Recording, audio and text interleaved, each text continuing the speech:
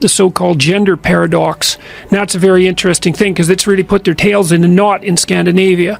And that makes sense because the Scandinavians are going to have to deal with this first because they've gone the farthest down the road for like making their society gender equal. But explain that to people. Yeah, They don't mind. I will. Okay, so imagine first of all that there's two kinds of equality that you might pursue.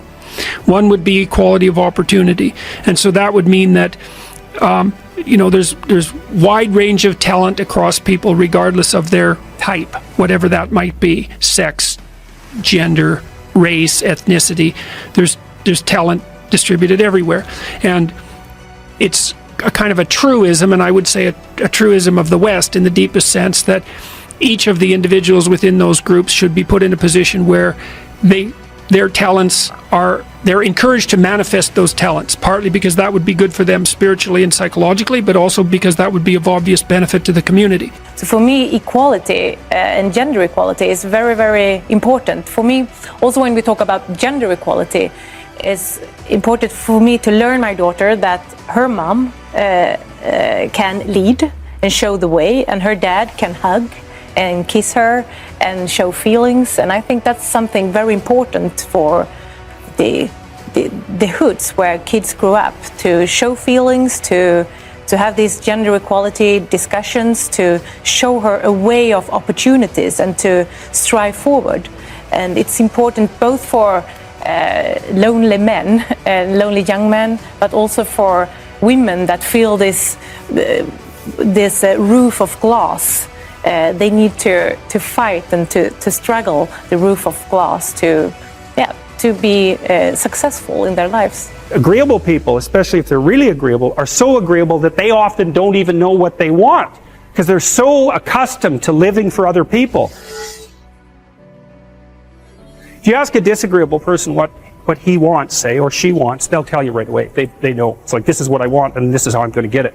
But agreeable people, they're so accustomed to living for other people and to finding out what other people want and to trying to make them comfortable and so forth, that it's harder for them to find a sense of their own desires as they move through life.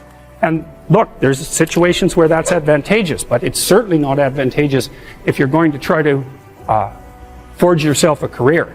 That just doesn't work at all. And one of the things you have to be careful of if you're agreeable is not to be exploited, because you'll line up to be exploited.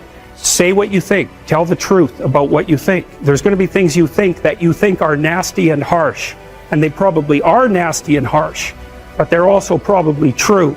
And you need to bring those up to the forefront and deliver the message. And it's not straightforward at all, because agreeable people do not like conflict.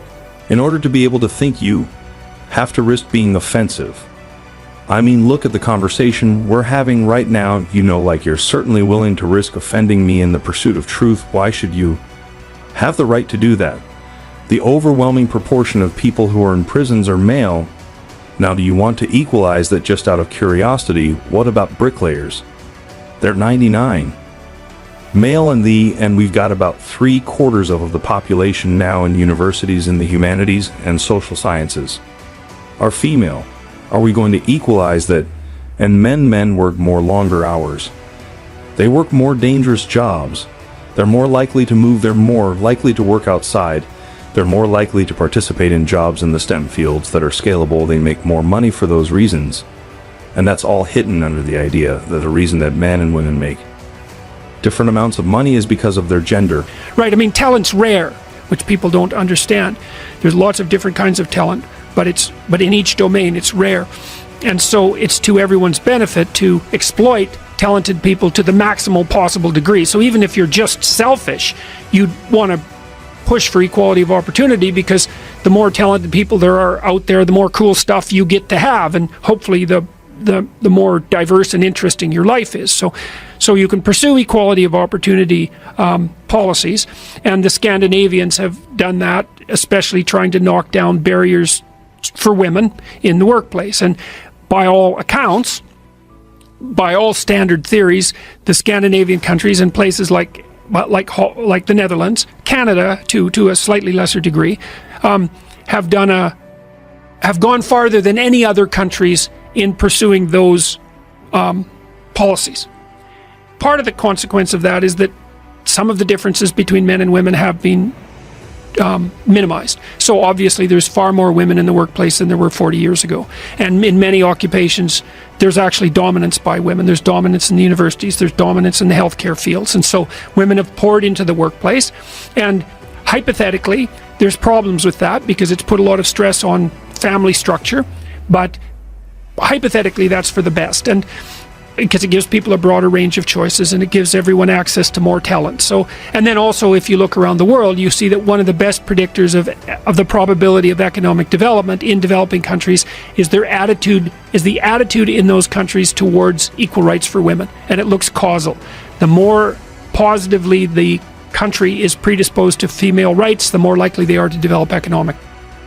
I think that equality of opportunity is a perfectly reasonable proposition. I mean, I have a daughter and a wife. I do everything and many female clients who I've consulted with and helped and in many cases helped accelerate the development of their career tremendously. It's obviously of great utility to encourage forward striving in young people and people in general. That's not the issue in the least. The issue is the outcome. Yeah, well, then why do you think the outcome, and these countries where the outcome is more equal, why do you think that leads to bigger differences between because there's only two reasons that men and women differ. One is cultural, and the other is biological. And if you minimize the cultural differences, you maximize the biological differences. So I know everyone's shocked when they hear this. This isn't shocking news. People have known this in the scientific community for at least 25 years. And it's been replicated in the last month 3 times in 3 separate samples, including in Science, which is the world's greatest scientific magazine by a large margin. And it isn't a small effect, it's a huge effect.